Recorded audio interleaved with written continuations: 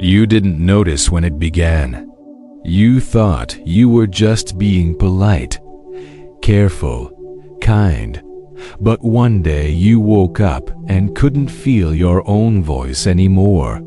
Your words had become conditional, apologetic, small. You said, "Sorry, can I ask something?" When you had every right to speak, you said, "I think maybe," when you knew exactly what you meant. And somewhere in the quiet spaces between those disclaimers, your presence evaporated. Not all at once, not with drama, just drip by drip, sentence by sentence, until even your certainty came with a question mark. And what hurt wasn't just that they didn't hear you. What hurt was that you didn't believe yourself enough to be heard. You were raised to be soft, agreeable, deferential. But no one told you the cost of constant self-correction.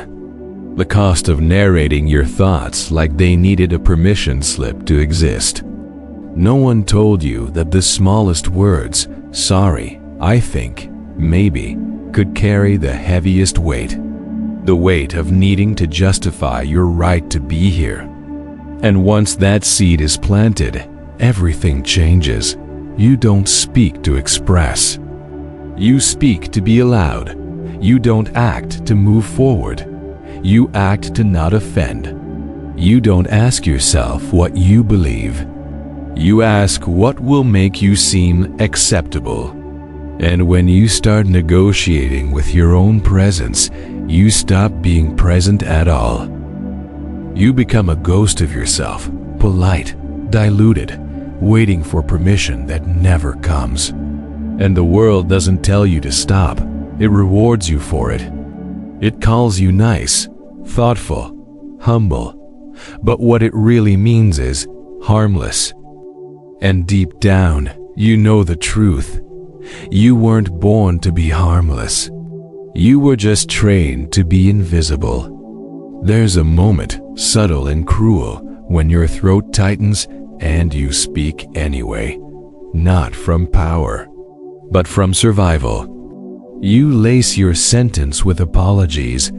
Sorry if this sounds stupid. You soften your truth with hesitation. I might be wrong, but... You pad your certainty with disclaimers. Maybe this is just me.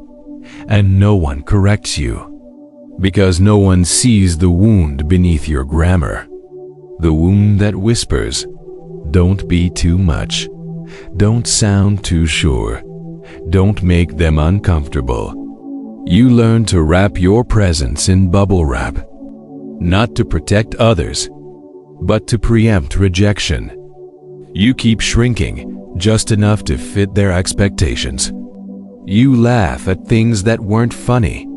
You nod when your soul is screaming. You say, sorry, when someone else steps on your foot. And then you wonder why you feel so far from yourself. You wonder why rooms feel suffocating. Why conversations feel performative. Why your own reflection feels like an echo. Because every time you betray your voice to maintain the peace, a part of you goes quiet. And silence, at first, feels like control.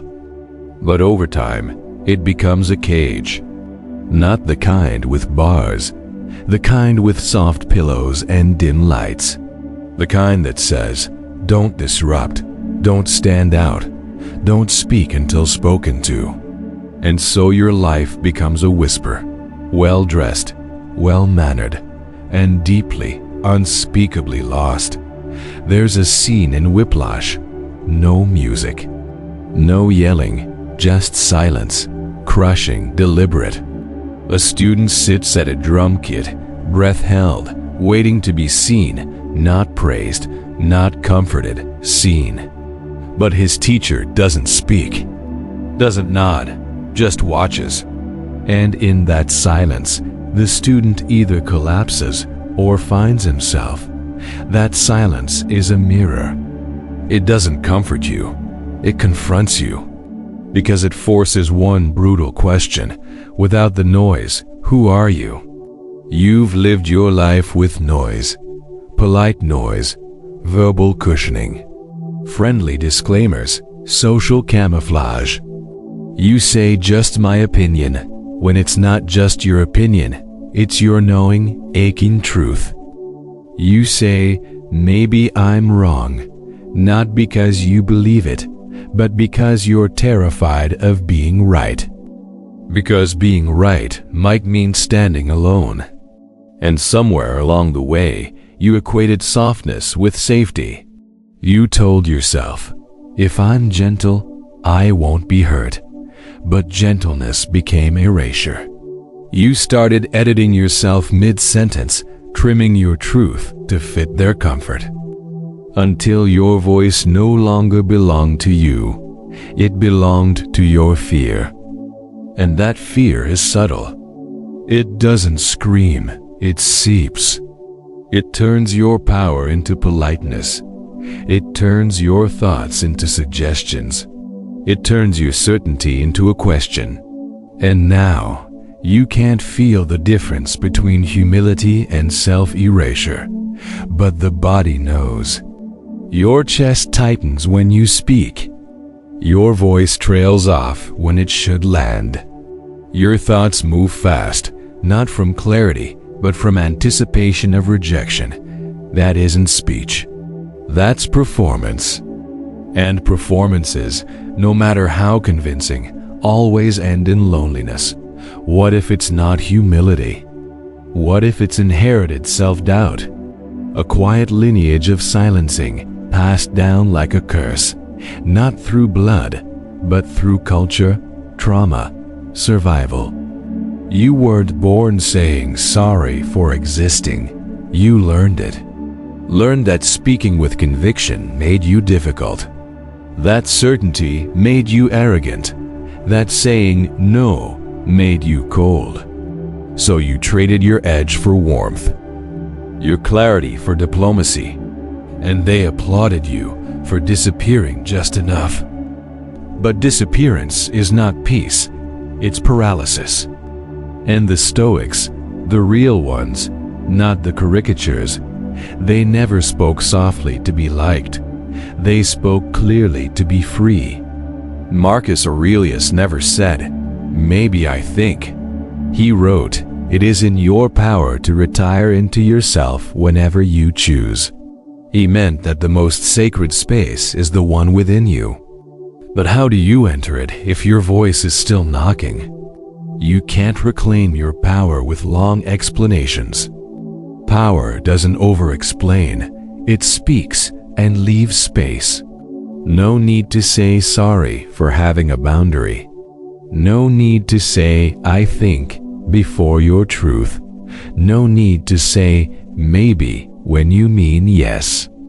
Or no. Say the thing, then leave it. Let the silence that follows become part of the sentence. The world hears your tone before your words. And if your tone is seeking permission, that's what they respond to, not your content, but your posture. So you have to train yourself to speak like someone who belongs, because you do. You always did. It wasn't your voice that was too loud. It was their comfort that was too fragile. I used to speak in lowercase. Not literally, but emotionally. Every sentence ended with a tremble, a lift in pitch, a softening I didn't notice until I did. I was always clarifying, cushioning, apologizing. I thought it made me respectful, thoughtful, but it didn't. It made me forgettable.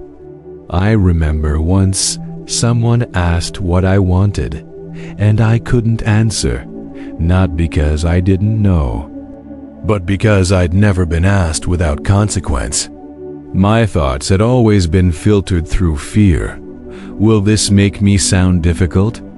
Arrogant? Demanding? So I'd start with maybe we could. Or just a thought. Or I'm not sure, but. And over time, my self-trust eroded. That's the cost no one tells you about. When you speak as if your truth needs permission, you start to believe it does. And belief, once fractured, becomes hard to repair. But I remember the first time I said no, without a reason. No justification, no apology, just no. It felt like jumping into cold water. Immediate regret, panic, guilt. But beneath that, something primal, relief. Not because I had power over someone, but because I had returned to myself. I wasn't rude. I wasn't cruel. I was just honest. And it broke a spell I didn't know I was under. Since then, I've learned to watch my language like I watch my thoughts. If a sentence starts with sorry, I pause. If it ends with maybe, I ask why. Because sometimes the softest words are carrying the heaviest chains, and the first step out is one short, firm sentence. The Stoics were not loud men. They did not shout to be heard, but when they spoke, it landed. Because they didn't dilute their words to please an audience. They spoke what was necessary, and then they stopped. Seneca wrote, "Speech, if it is to have force, must be compact." That wasn't about grammar. It was about soul. He understood that every word you add to cushion the truth weakens it. And so, the strongest presence is not the loudest, it's the cleanest. The one unafraid to let silence follow. The one who says, no, and lets it echo.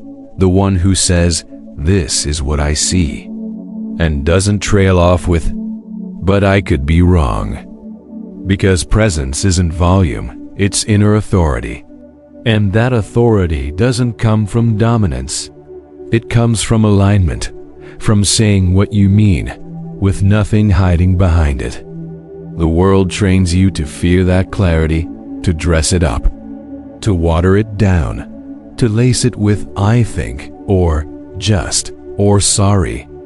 But clarity is a gift, to you and to them. Because when you stop hiding your truth behind nervous words, you invite others to stop hiding too. You lead not with power, but with presence. You show what it looks like to stand in silence, not because you're empty, but because you're full, and they feel it. Not as threat, but as invitation to meet you there, in the stillness, in the center, in the place where no words are needed to prove you belong. So now speak. Not louder, not longer, but cleaner. Strip the sentence. Let it stand alone. No prefaces. No apologies. No soft landings. Just the truth as it lives in you. And then let it breathe. Let silence follow like a loyal dog, unafraid, unmoved. That silence is not empty. It's sacred. It says, I have spoken. I do not need to repeat myself to be real. Because you've done enough explaining. You've tried long enough to be palatable, inoffensive, invisible. And where did that get you? Rooms where you weren't really present. Relationships where your needs were parentheses. A life so careful it became quiet. But now you remember. That presence isn't proven through performance. It's revealed through restraint. You don't need more words. You need fewer, truer ones. And after that, none at all. Because real presence leaves an aftertaste, not of desperation, but of certainty. It doesn't say, please hear me. It says, I'm here. And if they don't lean in, let them miss it. Let them miss you. Because the silence you feared was never the enemy. It was the doorway, the return. The voice you buried beneath every maybe, every I think, every sorry. And now, finally, it's yours again. So speak, then stop, and let the quiet answer back.